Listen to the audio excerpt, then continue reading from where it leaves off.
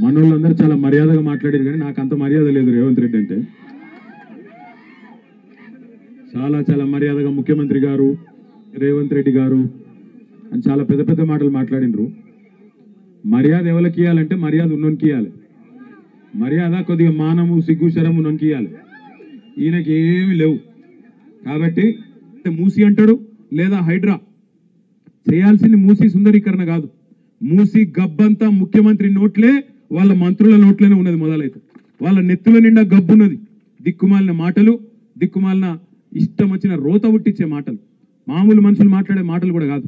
ఇడిసిపెట్టాం ముఖ్యమంత్రి, నీ గబ్బు మాటలకు, నీ మంత్రుల చెడ్డ మాటలకు చూస్తా ఊరుకున్నాం. చాలా రోజులు 4-5 ఏళ్ళు ఇష్టం వచ్చినట్టు పిచ్చోన్లే కొరినా ఊకున్నాం. కానీ అలా బాధ్యతలో ఉన్నావు, ఇక నుంచి వదిలిపెట్టాం. ఆల్రెడీ నేను పరువు నష్టం దావా వేసినా, ముఖ్యమంత్రి మీద కూడా తొందరలోనే పరువు నష్టం దావా వేస్తా.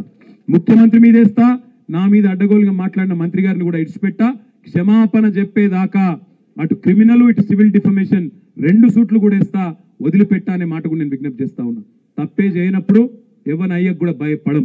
ఏం చేసుకుంటావో చేసుకొని మోడీకే చెప్పినాం ఈ చిట్టినాయుడు ఎంత మనకనే మాట నేను విజ్ఞప్తి చేస్తా ఉన్నా.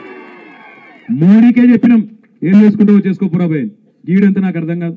గింత తోడు ఏదో అడిమారి గుడి దెబ్బలో ఆయన పోయి కూర్చున్నాడు. అలా ఇక ఆగుతలేడు. ఇక ఆడికెళ్ళి నేనేం పొడుగు అయిపోయినా పెద్దోన్న అయిపోయినా కూల కొడతా. మా సవితక్క కట 3 కొడుకులకు 3 బిల్డింగ్లు ఉన్నాయట. యాడున్నాయో చెప్పురా భయ్. మేమే దగ్గరుండి కెమెరాలు పెట్టి మేమే కూల కొడతాం. ఫామ్ హౌస్లు మా సవితక్క బిడ్డకు కూడా ఉందట. మరిగా అది కూడా చూపెడితే అది కూడా కూల కొడతాం. ఇంకొక మాట అంటున్నాం ముఖ్యమంత్రి గారు, మాట్లాడితే పేరు తీసుకుంటా కూల కొడతా అంటున్నావు. నీ ఇష్టం, మాకు అభ్యంతరం లేదు. కానీ దయచేసి నేను ఒక విజ్ఞప్తి ముఖ్యమంత్రి గారికి చేసేది, రేవంత్ రెడ్డి నీ కళ్ళు చల్లబడతాయి అనుకుంటే, మా దగ్గర ఉన్న బిల్డింగ్లకో వాటికో వీటికో కులగొట్టినాకైనా నువ్వు శాంతిస్తావు అనుకుంటే బరాబర్ కులగొట్టు. కానీ ఆడికి బంద్ చేయి. ఆడికి కులగొట్టుడు బంద్ చేయి. పేదోళ్ళ కడుపుల కొట్టుడు బంద్ చేయి. మా ఇల్లు కులగొడితే నీ కడుపు చల్లబడుతుంది అనుకుంటే మా ఈ కులగొట్టు, ఆడికి ఆపేయి. పేదవాళ్ళకి మాత్రం కులగొట్టుడు దయచేసి ముట్టుకోకు. ఎందుకంటే ఇవాళ బాధ అనిపిస్తున్నది. ఓదికేమో రైతుల గోస ఇక్కడ ఇట్లున్నది ఊళ్ళల్లో. హైదరాబాద్ పోతేనేమో ఆ మూసికాడికి పోతే పాపం 30 ఏళ్ళు 40 ఏళ్ళు 50 ఏళ్ళకేంచి వాళ్ళని ఇవాళ ఆక్రమణదారులు అంటాడు ఒకడు, కబ్జాదారులు అంటాడు ఒకడు.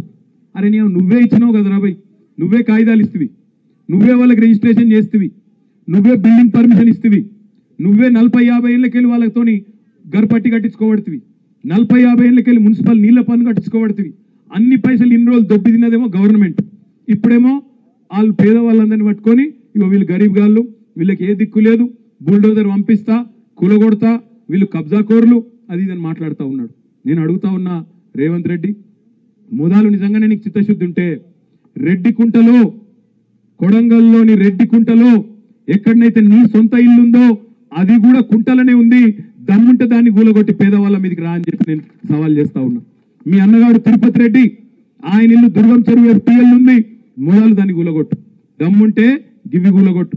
నీకు అంతా ఇంకా కడుపు మంట చల్లారకపోతే మాకేమన్నా ఉంటే మాయి కూడా కూలగొట్టు. కానీ పేదవాళ్ళ ఇళ్ళ మీదకి పోకు అనే మాట నేను ఆయనకు విజ్ఞప్తి చేస్తా ఉన్నా. నీకు పైసలు కావాలి, కమిషన్లు కావాలి, రాహుల్ గాంధీకి పంపాలి, కుర్చీ కాపాడుకోవాలి. మాకు నీ బాధ అర్థమవుతుంది.